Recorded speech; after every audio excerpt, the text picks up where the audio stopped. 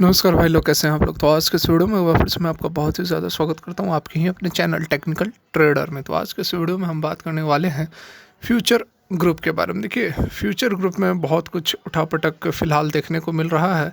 जिस तरह से 3 दिन पहले 20% का अपर सर्किट लगा था और उसके बाद लगातार गिरावट हो रही है। सारा कुछ मैं आप लोगों को पहले से ही बिल्कुल यहाँ पर मैं कहूँगा कि तेज़ी आने के पहले 1 दिन पहले बता दिया था कि यहाँ पर 20% की अपर सर्किट लगने वाली है। और जिस दिन अपर सर्किट लगी उस दिन शाम में फिर से मैं वीडियो डाला था और बोला था कि प्रॉफिट बुकिंग कर ले, क्योंकि यह तेज़ी बहुत दिन तक नहीं रहेगी। जाकर देख सकते हैं टेक्निकल ट्रेडर्स के चैनल पे, मैं आप लोग को खुद भी दिखा दूंगा, लेकिन बता रहा हूँ, मुझे लग रहा है आप लोग को विश्वास हो जाएगा, इसलिए मैं जा नहीं रहा हूँ वहाँ दिखाने के लिए। लेकिन यहाँ पर जो बातें हैं, अभी अमेज़न का नया दाव क्या है, पूरा खेल किस तरह से चेंज हो रहा है, समझेंगे आगे किस तरह का माहौल रह सकता है फ्यूचर ग्रुप के अंदर। रिक्वेस्ट रहेगी, यदि वीडियो अच्छी लगे तो लाइक ज़रूर करें, चैनल को सब्सक्राइब करें, बेल आइकन को हिट करें और कोई भी इन्वेस्टमेंट या ट्रेड लेने से पहले अपने फाइनेंशियल एडवाइजर खुद के एनालिसिस जरूर करें, क्योंकि सारी वीडियो एजुकेशन पर्पज़ के लिए बनाई जा रही है। चलिए वीडियो को आगे बढ़ाते हैं। तो यहाँ पर आप देख सकते हैं फ्यूचर रिटेल के चार्ट पर हम आ गए हैं और लगातार आज चौथा दिन है स्टॉक के अंदर हमें गिरावट देखने को मिल रही है। देखिए, यहाँ पर बात की जाए, इस दिन 20% की सर्किट लगी थी, हाई इसने बनाया हुआ था, लगभग अच्छा खासा इसने हाई बना दिया था। उस दिन मैंने आप लोगों को बोला था, एक्चुअली में यहाँ देखिए 20% की सर्किट इसके लेवल पर लगी थी और उसके अगले दिन फिर से तेज़ी आई, लेकिन वह तेज़ी ओपन यहाँ पर हुई, इस लेवल पर ओपन हुई है। यहाँ देखिए इस लेवल पर ओपन हुई, हाई इसने बनाया लगभग 65 का। उसके बाद गिरावट हुई, बिल्कुल प्रॉफिट बुकिंग शुरू हुई और यहाँ पर जाकर 55 रुपये पर क्लोजिंग हुई है। तो जिस दिन यहाँ पर 20% का अपर सर्किट लगा था, फ्यूचर रिटेल की बात कर रहा हूँ, 57 पर यह क्लोजिंग दी थी। उसी दिन मैंने आप लोगों को बोला था कि आप लोग का जिस तरह से प्रॉफिट बुकिंग हो रहा है, जिस तरह से आपका लॉस कवर हो रहा है, नहीं भी कवर हो रहा है तो जो भी यहाँ पर रिकवर हो रहा है उसको जल्दी से जल्दी प्रॉफिट बुक करके यहाँ से निकल जाए, क्योंकि अमेज़न शांत नहीं बैठने वाला है। बिल्कुल जाकर देख सकते हैं, ऑन द रिकॉर्ड सारी बातें हैं। 1% बातें यहाँ पर अपनी बड़ाई या फिर क्या कहते हैं उसको फेंकना, वो नहीं कर रहा हूँ, बिल्कुल एक्चुअल रियलिस्टिक बातें कर रहा हूँ। उस दिन मैंने आप लोगों को बताया था कि यहाँ पर अमेज़न शांत नहीं बैठेगा, इतना बड़ा यूएस का ऑनलाइन कंपनी है, बिल्कुल शांत नहीं बैठने वाली है। और वही हुआ।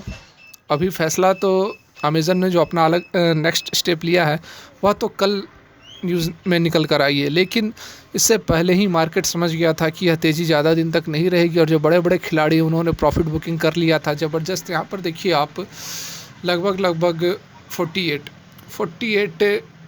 पे यह न्यूज़ निकल कर आई। कौन सी न्यूज़? जो सबसे बड़ा ट्विस्ट निकल कर आया था कि सीसीआई ने अमेज़न और फ्यूचर कूपन के बीच जो डील हुई थी 2019 में, उसको सस्पेंड कर दिया। यह बहुत ही बड़ी खुशखबरी निकल कर आई थी फ्यूचर ग्रुप के लिए और उतनी ही बड़ी सेटबैक थी अमेज़न के लिए। तो इसको किस तरह से यहाँ पर यूटिलाइज़ किया गया है आप देख सकते हैं। देखिए 48, जैसा कि मैंने बताया 48 पर था, अगले दिन अपर सर्किट लगी 57 पर, उसके अगले दिन एक हाई बना दिया इसने लगभग 65 का। देखिए 65 का, तो 48 से 65, देखिए क्या शानदार यहाँ पर एक तेज़ी बनी है। लगभग 17 पॉइंट्स की यहाँ पर जो है तेज़ी बन गई थी मात्र 2 दिनों के अंदर। तो लगभग यहाँ पर 30% की जो तेज़ी थी उसको बिल्कुल यहाँ पर अच्छे तरह से यूटिलाइज़ किया। किसने? रिटेल इन्वेस्टर्स नहीं।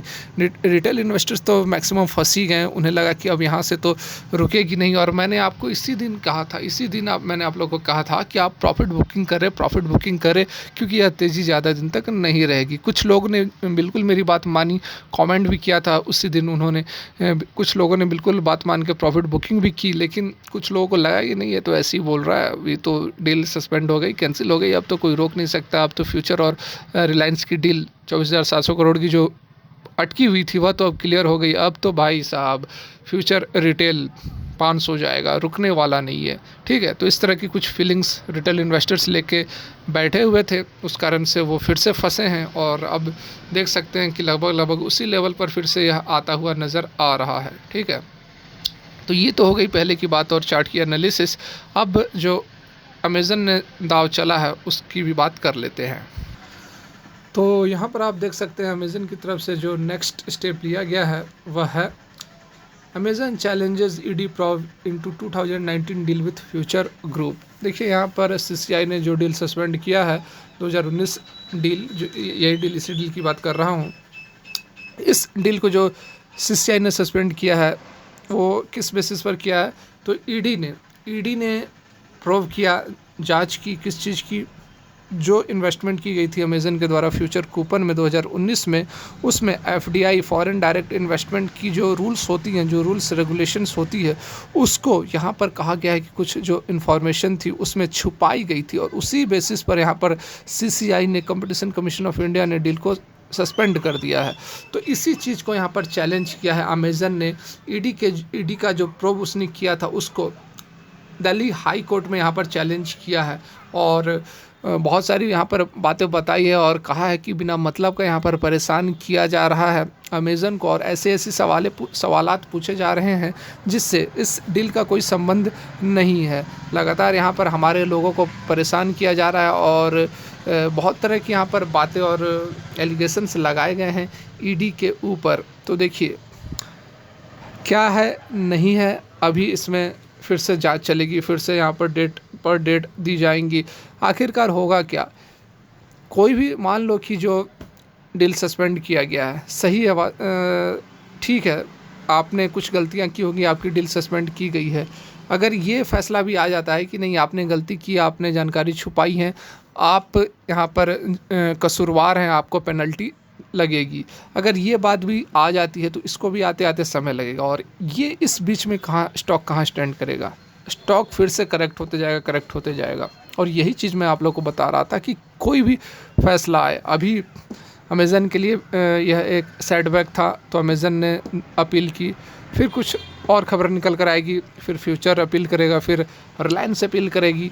तो इस तरह से करते करते जब तक ये लीगल प्रोसेस चलेगा तब तक कचड़ा किसका होगा? फ्यूचर ग्रुप का कचड़ा होगा, क्योंकि रिलायंस और अमेज़न को तो कोई परेशानी नहीं है, दोनों बहुत बड़े महारथी हैं। बीच में पिस कौन रहा है? फ्यूचर ग्रुप के साथ कौन पिस रहा है? उसके शेयर होल्डर्स, मतलब आप और हम। तो हमारे लिए यह सोचना ज़्यादा ज़रूरी है कि आगे किस तरह का स्टेप, किस तरह का इनिशिएशन लिया जा सकता है। इसी चीज़ को मैं अपने एक्सपीरियंस और नॉलेज के बेसिस पर आप लोगों के साथ शेयर किया था। पहले ये जो चीज़ मैं आप लोगों को बता रहा हूँ, ये उसी दिन मैं आप लोगों को बता दिया था जिस दिन 20% का अपर सर्किट लगा था। उसी दिन मैंने आप लोगों को कहा था कि बिल्कुल यहाँ पर प्रॉफिट बुकिंग करे, क्योंकि अमेज़न शांत नहीं बैठेगा, फिर से वह दलील अपील करेगा, एनसीएलटी में करेगा, दिल्ली हाई कोर्ट में करेगा, सुप्रीम कोर्ट में करेगा, वहाँ जाकर ये सारी बातें करेगा कि हमें परेशान किया जा रहा है। उसके बाद फिर से वही होगी कि डेट पर डेट रखा जाएगा, महीना 2 महीना 6 महीना ये केस चलेगा। फिर से जो भी फैसला निकल कर आएगा, अगर पॉजिटिव निकल कर आता है अमेज़न के लिए तो फिर से 2-3 दिन अपर सर्किट लगेगी। लेकिन इस बीच में पिसेगा कौन? Retail investors. ये चीज़ मैं पहले से जान रहा था, बिल्कुल जान रहा था, ये बड़ाई नहीं कर रहा हूँ, फैक्चुअल बात है, ग्राउंड रियलिटी की बात है। जाकर आप देख सकते हो चैनल के ऊपर में, अभी भी वीडियो अवेलेबल है। तो देखिए मेरा मकसद यही रहता है कि आप लोग को कम से कम लॉस हो। मेरा जो भी एक्सपीरियंस है, सालों का जो तजुर्बा है, उसके थ्रू मैं आप लोग को हेल्प करने की कोशिश करता हूँ।